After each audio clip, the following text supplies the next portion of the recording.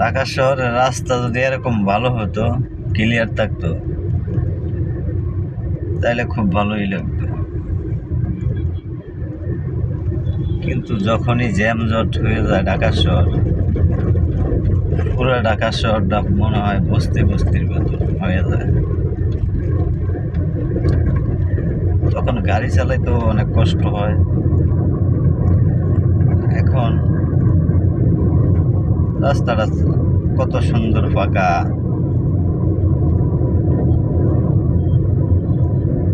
এরকম রাস্তায় ঢাকার এই জায়গার থেকে সেই প্রান্তে ওই মাথায় চলে যেতেও কোনো সময় লাগে না, যদি রাস্তা এরকম ক্লিয়ার থাকে।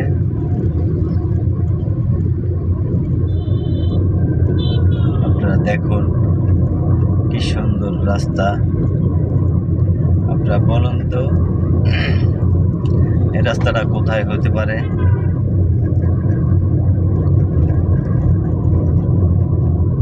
আমি বলছি, আপনারা কমেন্ট বক্সে বলে দেন এই রাস্তাটা কোথায় হতে পারে। দেখাচ্ছি, ডানে বামে সব দেখাচ্ছি, দেখেন। আপনারা বলুন, কমেন্ট বক্সে বলে দিবেন এই রাস্তাটা কোথায়।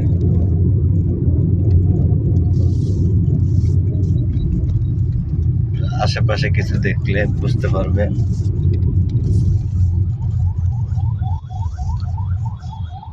যে এখন সিঙ্গেলে দাঁড়াইলাম, এখন তো ট্রাফিক সিঙ্গেল অনেকে মানেই না, কিন্তু এটা কিন্তু ভুল করে। ট্রাফিক সিঙ্গেলগুলা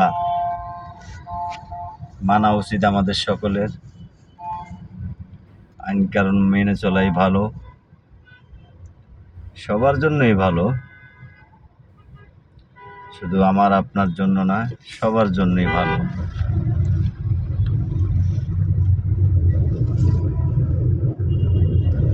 আমি মনে করি ঢাকা শহরে এখন যে অবস্থা, অটো যেই পরিমাণ চলতেছে,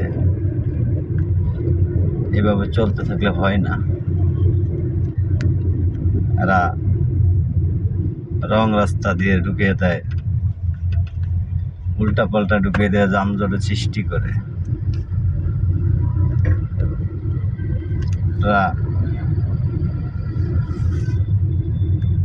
তারপরে আছে অটোর পাশাপাশি মোটরসাইকেল, এত পরিমাণ ডিস্টার্ব করে, সামান্য ফুটপাত দিয়েও হাঁটা যায় না মোটরসাইকেল এলাকাগুলো।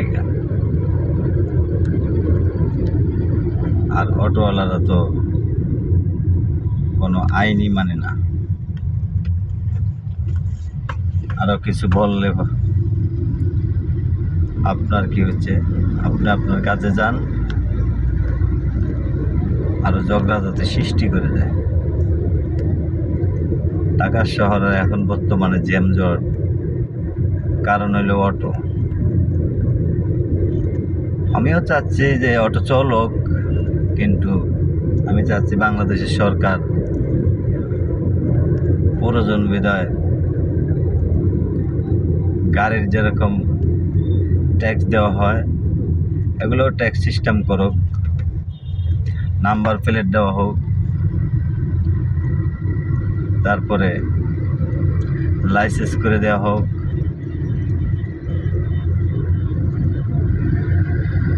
তারপরে হয়তো ইয়েটা একটু ভালো শৃঙ্খলা ভালোভাবে চলবে। ওরা তো মতন চলে এখন, কারণ এখন কোনো কিছু লাগে না। এই যে প্রাইভেট চালায় যারা, বাস চালায় যারা, যারা ট্যাক্স দিয়ে চলে, তারা ওদের জন্য রাস্তায় কোনো কথা বলতে পারে না। এই বেটা যা, অনেক ধরনের ভাষা খারাপ করে কথা বলে। তারপরে আছে লেগুনালারা, ছোট ছোট পোলাপাইনেরে গাড়ি দিয়ে দেয় মালিকেরা। ছোট ছোট পোলাপাইনে গাড়ি চালায়, না আছে লাইসেন্স, না হয়েছে এখনো গাড়ি চালানোর বয়স। একটু শেখার পরেই গাড়ি নিয়ে রাস্তায় নেমে যায়। এই যে দেখেন উল্টা পাল্টা রাস্তায় ঢুকে এসেছে অটোগুলো। এই অটোর কারণেই এই যে দেখেন একটা রিক্সা উল্টা যাচ্ছে। এই যে এগুলা যখনই অ্যাক্সিডেন্ট দুর্ঘটনা ঘটে, একটা ইঞ্জিন চালিত গাড়িতে যদি ধাক্কা লাগায় তখন দোষটা তারই দিয়ে দাঁড়ায়। কিছু জনগণ আছে, কিছু পাবলিক আছে, তখন ওই গাড়িওয়ালার দোষী দেয়। কিন্তু সে যে রাস্তায় রং রাস্তা দিয়ে আসতেছে বা চলতেছে সেই জিনিসটা দেখে না। তারপরে আপনাদেরকে আরো বলছি, বাংলাদেশের ভিতরে ঢাকা রাজধানী বিশেষ বিশেষ জায়গায় ওভারব্রিজ দেওয়া হয়েছে, কিন্তু তারা ওভারব্রিজ ব্যবহার করে না। দেখেন তারা রাস্তার ভিতর দিয়ে ছুটাছুটি করে। আর কোনো গাড়িওয়ালা যদি মেরে দেয় তাইলে তার দোষটা দেয় তার ঘাড়ে পড়ে, দোষটা ওই গাড়িওয়ালারই থাকে। কিন্তু তারা যে ওভারব্রিজ থাকতেও যে রাস্তার ভিতর দিয়ে চলাচল করে সেই জিনিসটা কেউ বলে না। দোষ শুধু গাড়িওয়ালাদের। আমি চাই বাংলাদেশ এমন করুক, কোনো মানুষ এই যে মেন রাস্তার উপর দিয়ে এরকম আসা যাওয়া করে, এই যে দেখেন মোটরসাইকেলওয়ালারা মানে না কিছু, ট্রাফিক ধারে রয়েছে, এর ভিতর দিয়ে মানে সিগন্যাল না দিতেই তারা টান দেয়। এগুলার কারণেই মানে আইন কারণ ভঙ্গ হয়। আমি বলতেছি যেটা আপনারা আইনের এমন কোনো বের করেন, এই যে মোটরসাইকেলওয়ালা আমি যেই হোক না কেন,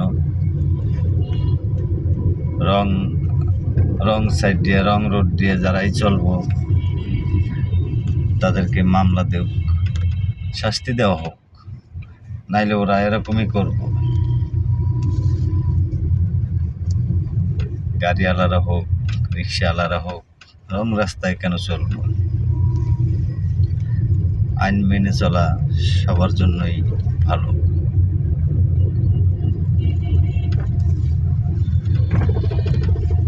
কিছু কিছু অটোর লাইগা গাড়ি চালান জানা এখন বর্তমানে এমন পর্যায়ে দাঁড়াইছে। হ্যাঁ, দেখুন ভাই আজকে রাস্তাঘাট অনেকটাই ফাঁকা। এরকম যদি থাকতো তাহলে ঢাকা শহর চলেও আরাম করা যেত।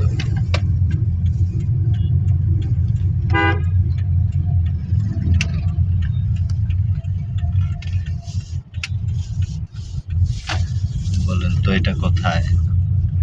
আপনারা বলেন এই জায়গাটা কোথায়?